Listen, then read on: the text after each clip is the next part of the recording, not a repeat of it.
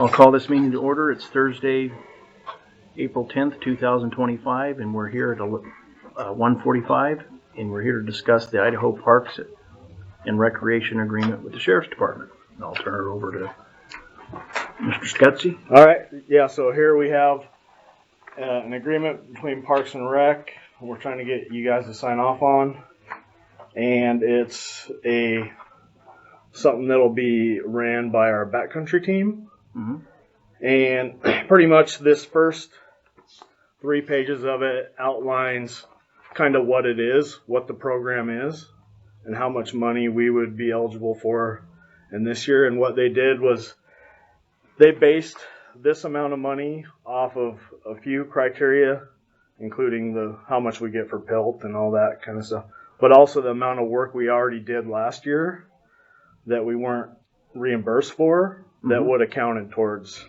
this OHV enforcement stuff we were already doing up the river. And if we're checking off-highway vehicles for anything, all that time, anytime we're doing any type of enforcement on off-highway vehicles, it kind of counts towards this. And then so you get over to where it says how much would be eligible for if we kind of do this program. And it's roughly, I don't know why I didn't total it up, but it's a little over $19,000 that we'd be eligible for. And then it states some of the stuff that we would have to do. A lot of it is just enforcement we're already doing anyways. And with our backcountry team, anytime they're out there on four-wheelers or that are side-by-side or whatever, they could be checking these vehicles. And there's kind of some things that we would actually have like a checklist we would go through if we check the vehicles, to make sure they're compliant with all the standards set by Parks and Rec, to make sure they're not going to start fires out there, that they have the right equipment in them and all that kind of stuff. So we actually have a deputy who's already trained on this, and so they'll be able to go. It's one of our backcountry deputies who's already trained to do this. And so it'll just kind of count towards time they're already doing out there anyways, and they can add these checks and this checklist. And so one other requirement that we have is we would have to do the safety class, the off-highway vehicle safety class that we used to have a long time ago here.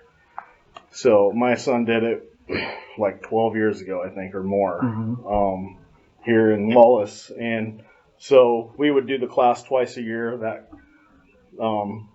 That person is trained to teach the class now, so they can teach the class twice a year, and it's just a off-highway safety class. And I know when my son did it, he got a little card that said and that kind of gave him the blessing to drive around in the woods. And the thing is, they have money set aside, like $500,000 or something, and only like 2 counties in Idaho are utilizing it. Well, we would be like the second or third. So they're trying to get people on board to do it, and they're willing to give us $19,000. We can use that money towards all the wages. So anytime that we're doing that type of enforcement, it'll pay the wages, it'll pay overtime, it'll pay for any court that comes of it. So wages for court, if the deputy does issue a citation for an off-highway vehicle, then they would pay that. We can also use it for equipment, including four-wheelers, side-by-sides, and that kind of stuff.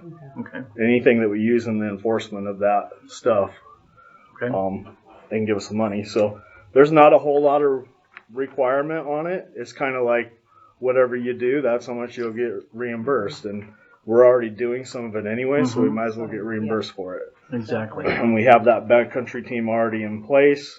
They don't get to dedicate all their time to backcountry. We've set it up now to where the backcountry is a part-time thing, so you do your deputy duties and maybe a day a week or something, the 2 people can go do backcountry stuff. But this does allow us to maybe get another four-wheeler, that kind of stuff. So overall, I don't see a whole lot of any added expense to us really, and it's stuff we're doing already for the most part, other than the 2 classes we would throw. which I actually would think be a that's- benefit to the community. Yeah, it would be. I was thinking that. That's Yeah. really good. Yep. So That would be great.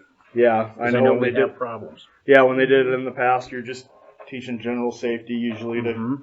teenagers, and you're having them go through obstacle courses and teaching them how to Yeah. ride safely and all that. And, Exactly. I think that's a good deal. Yep. So yeah, I would just ask that you guys sign off Okay. on it down there so we Okay. can participate in this program. I'd entertain a motion. Mr. Chairman, I move that we approve this memorandum of understanding with the Idaho Department of Parks and Rec for the Sheriff's Office funding for in excess of $19,000. I second it. All in favor? Aye. Aye. Aye. Oh, there was one other thing I forgot to add, but it doesn't really change anything. They at the end there's an email attached Mhm. because one of the things that it originally said was we had to do a class every month. This email attached says that was a mistake. Okay. We don't have to do that. Okay. So I crossed that out of this. They said totally disregard that part. You only have to do the 1 to 2 classes a year. Okay. Okay. Okay. We'll do it.